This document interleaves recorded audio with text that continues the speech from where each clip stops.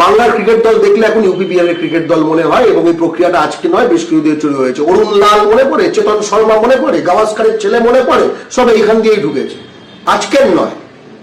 বাংলা তো বাংলা ও বাঙালির শত্রু বহিরাগতদের কাছে আজকে লুণ্ঠিত বা অধিকৃত হয়নি, তাই না?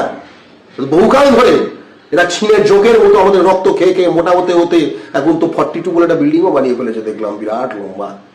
ঠিক আছে, বাংলা পক্ষ একমাত্র সংগঠন যা গত কয়েক দশকের মধ্যে প্রথমবার ওইখানে ইডেন গার্ডেন্সের সামনে গিয়ে লড়াই করেছিল, প্রতিবাদ করেছিল, এবং তার জন্য ইন্টিরিয়ার ডেকোরেশন, যার জীবিকা, অর্থাৎ তার হাতের কাজ করতে হয়, আমাদের উত্তর 24 পরগনা গ্রামীণ জেলা সাংগঠনিক জেলা সম্পাদক দেবাশিস মজুমদারের হাত মেরে ভেঙে দেওয়া হয়। ভেঙে দিয়েছিল হরিয়ানা, ইউপি এইসব থেকে আসা কিছু ক্রিমিনাল, যারা ওখানে ক্রিকেট টিমেও খেলে, উইকেট বাস দিয়ে একদম।